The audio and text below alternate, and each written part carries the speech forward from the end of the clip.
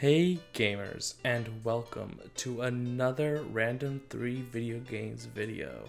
I had so much fun with the last one, and the reception I got was, you know what, pretty damn good. So I figured, why not do another one? So I fired up Steam Game Picker, and I found these 3 video games and played them all just for you. The premise, like all good things, is very simple. I am going to use a website to pick 3 games from my library on Steam of over 1,500 video games. I will then proceed to review the video game, how much I enjoyed it, and give it an arbitrary rating out of 5. With that said, I have nothing else to say. Grab a snack, buckle up, let's get right into it. Oh.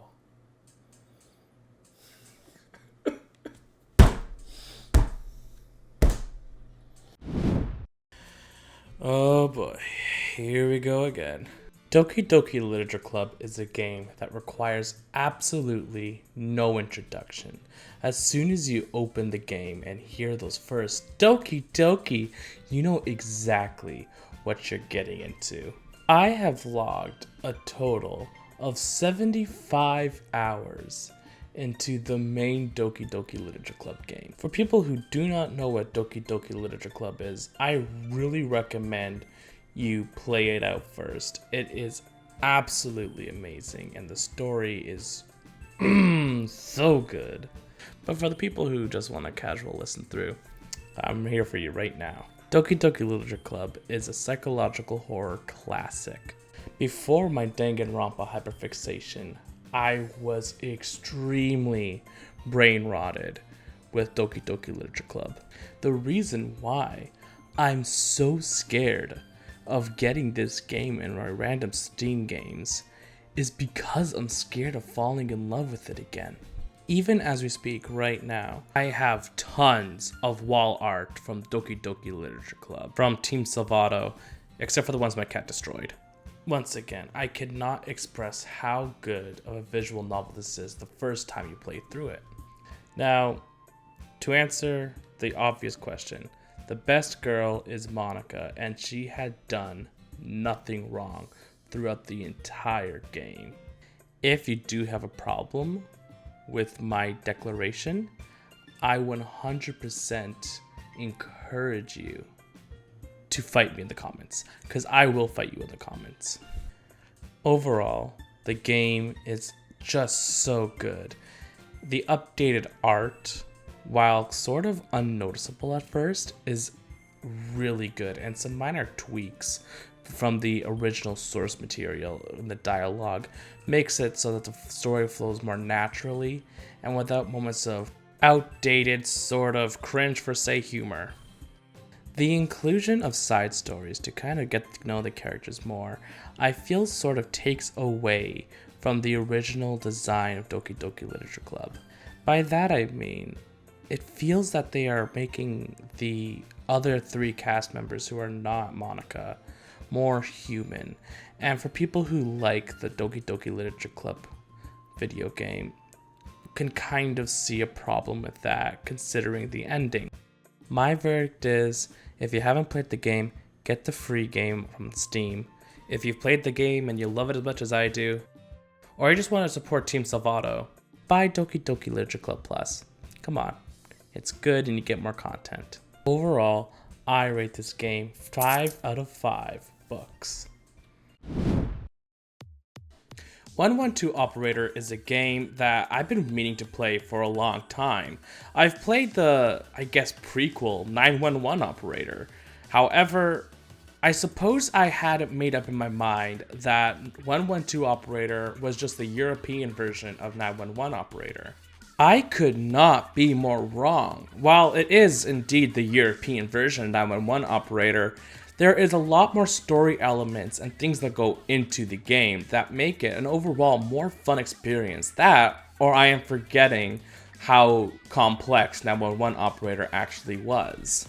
But before I start praising the game, I would like to quickly give a quick content warning to those who might be interested in buying this game. While I will not be showcasing these scenes in this video, There is a lot of, I suppose, heavy topics, especially revolving around suicide. I only played one night of this game. The game is divided into certain day and night cycles. I only played through one of the games, and I had 2 instances of either talking someone out of suicide or assisting someone who had come across the scene of a suicide. These instances are fully voice acted and very in detail, so that's why I really want to get a content warning out there, and I'm sure there are other really heavy topics that are going to be covered in this game.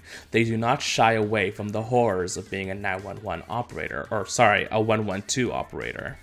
Regardless, this is a serviceable resource management simulator at its base core. You are essentially going to tell over your police cars, your fire trucks, and your ambulances where emergencies are and have them go to their correct areas, get them there as fast as possible, and try to solve what is going on at that certain time. Every so often you will have a 911 call, once again, 112 call sent to you, where you will have to discern what that person needs at that time, and you have to work with them to get the resources that they need. There is a reputation system, and you also do make money so that you can upgrade your patrol vehicles, maybe even get some more. I never really touched it because I just wanted to get this done for the video. I love resource management sims. I'm going to have a great time with it. I'm planning on playing it a little bit more. Maybe my review will change on it. Who knows? Regardless, this is a very fun game. If not a little bit ham-fisted, in the sense that there's not really too much gameplay other than just like pointing and clicking where things go, but the voice acting is serviceable.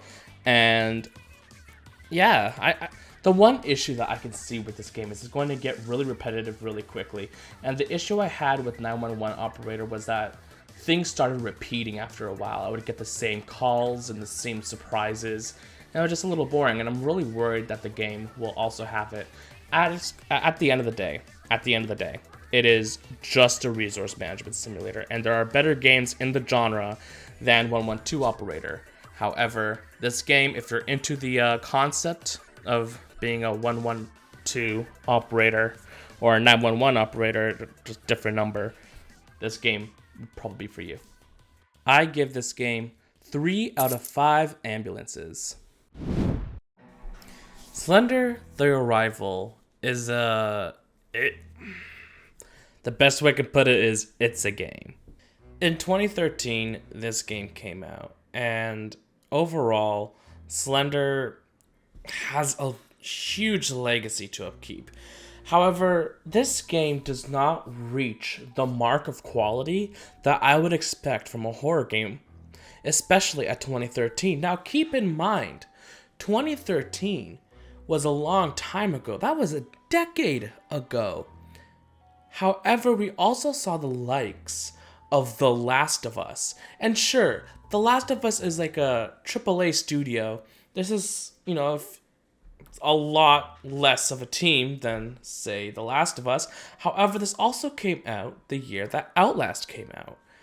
And Outlast, if I remember correctly, Red Barrel Studios, kind of had a small team as well. It definitely wasn't a AAA game. But the quality in Outlast outshines what this game is. And so, what is this game? In the nicest way possible, this game is trash. There are visual bugs and just things that don't work. The lighting is completely destroyed. I could hardly play this game. It's not in any aspect scary at all. I've tried playing through this game in, 2015, I believe, was the last time I tried playing it. And it was It did not reach the mark at all. I remember that this used to be a huge YouTube bait video game, and I think that's all it'll ever be. Games like Five Nights at Freddy's blow this game out of the water. This game isn't worth a playthrough, simply put, especially not in this stage. You see, I had to turn up my brightness there because I could not see anything, let alone as soon as I, cranked it up, it got worse. It kind of got worse. I understand video games have to be dark, especially if they're horror games. They have to have some spooky lighting. But when it gets to the point where you can't see anything, it becomes a problem.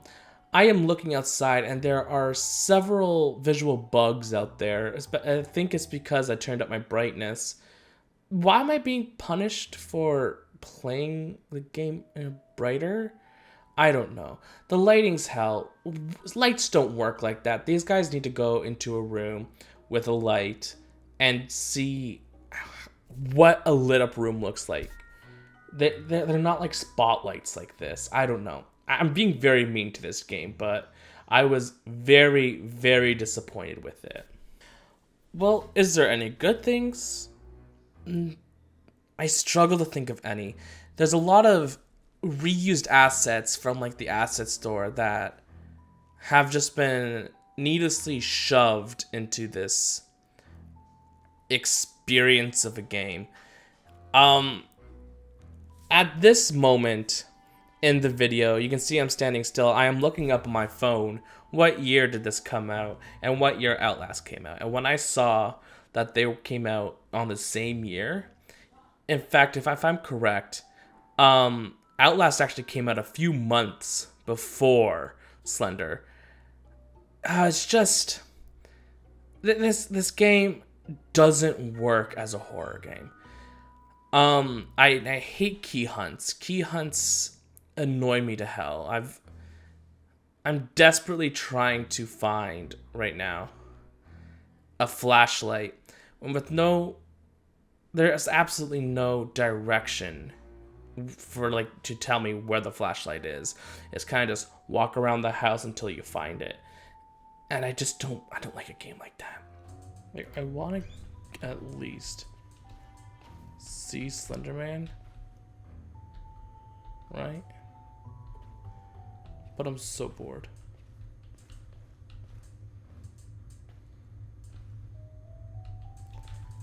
I am incredibly bored with this game right now. Oh no. Well, that's Slenderman. What's even associated with Slenderman? Like, what can I use for the rating? I mean, I had the books for Monica. Books have pages in them. 1 out of 5 books. And that is all I have for you guys today. Thank you all so much for watching and supporting this series. It is absolutely so much fun to do. I've never had this much fun doing YouTube before. If you enjoyed this video, please give it a like. Hey, stick around, subscribe. And yeah, thanks once again. Comment if there's a game you want me to do a full series on. And that's all I have for you guys. Thanks again, and have a very good day.